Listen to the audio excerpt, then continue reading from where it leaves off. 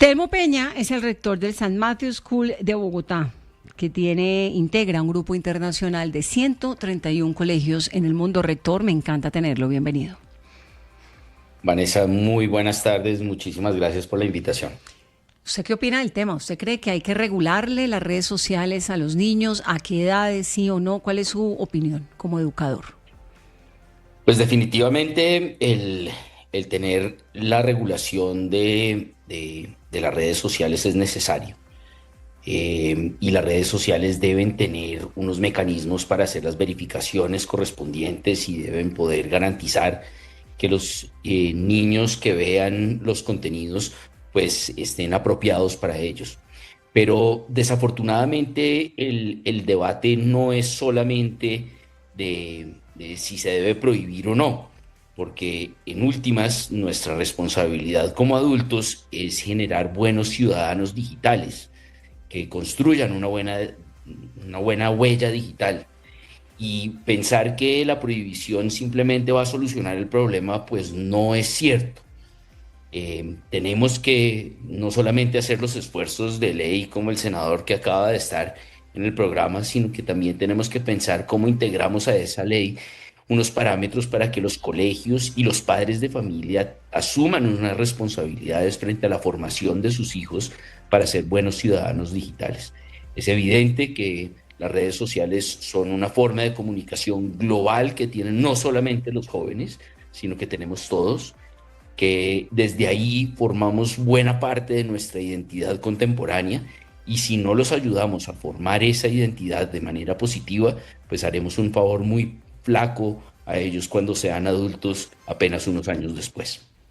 Rector, digamos que estoy muy de acuerdo con lo que usted está diciendo, pero digamos que esa educación que se le debe dar a los padres, ¿cómo sería? Porque yo me acuerdo en un tiempo que el Ministerio de las TIC tenía un programa que se llamaba En TIC Confío, y que fue un programa encargado específicamente para, de hecho, promover el buen uso de las redes sociales.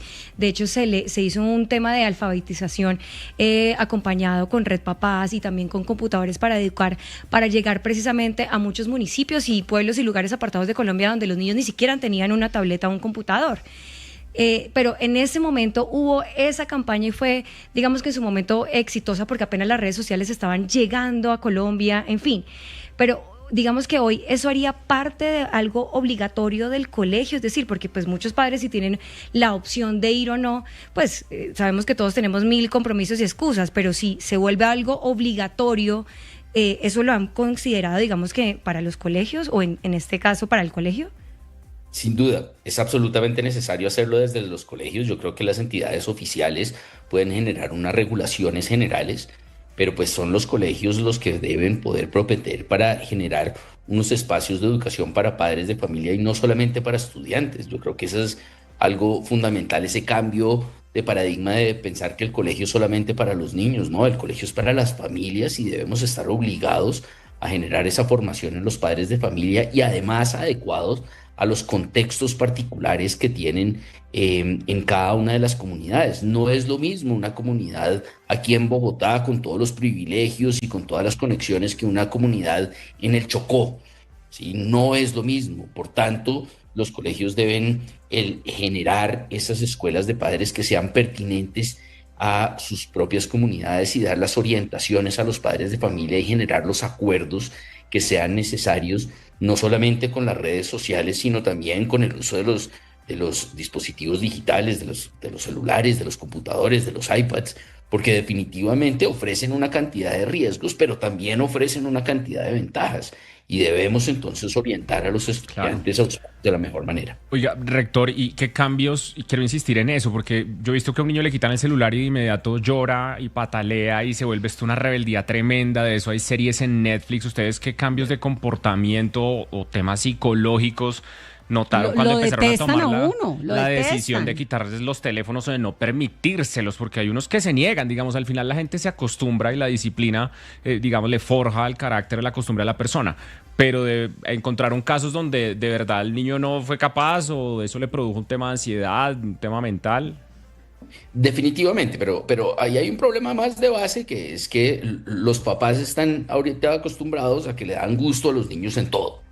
Entonces, pues primero formar el criterio de decir no es muy importante en los papás y de poner unas normas en donde, pues a partir de unos parámetros absolutamente claros en casa y no al ver la primera lágrima o la primera pataleta, pues le dan todo al niño. Eso primero que todo.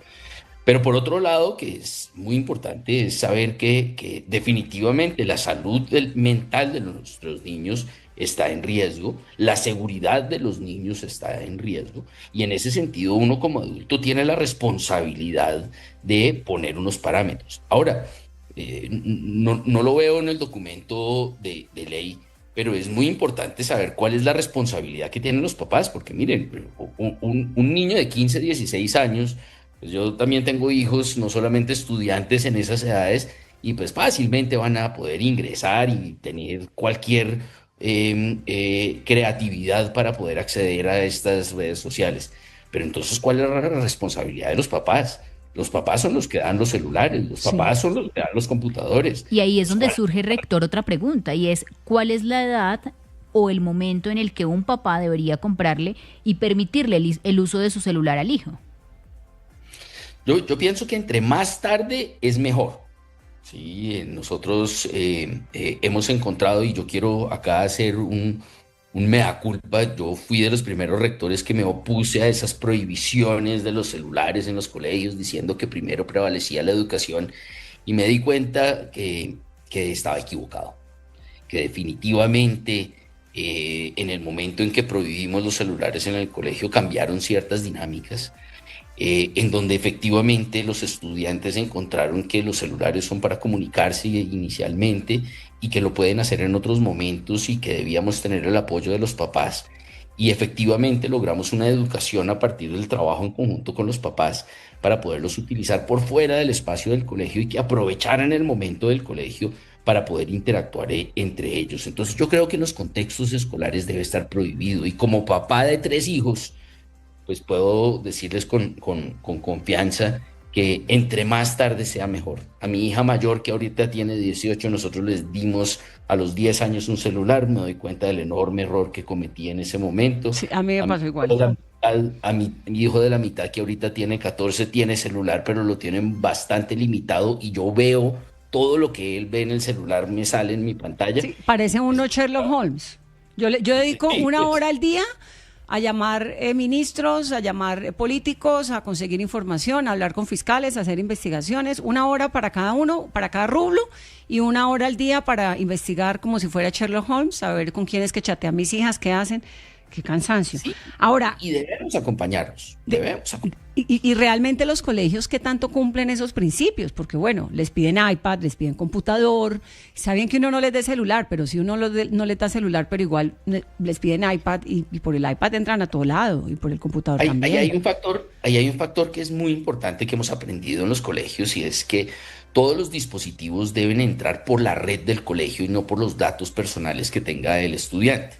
Y en ese sentido se generan todas las precauciones para que los contenidos sean filtrados por el colegio previamente con sus firewalls, de tal manera en que podamos estar vigilantes de lo que pueden ver los estudiantes. Aún así, de todas maneras, a pesar de que los podamos tener muy sofisticados, de todas maneras hay páginas nuevas todos los días con contenidos que son pues absolutamente equivocados.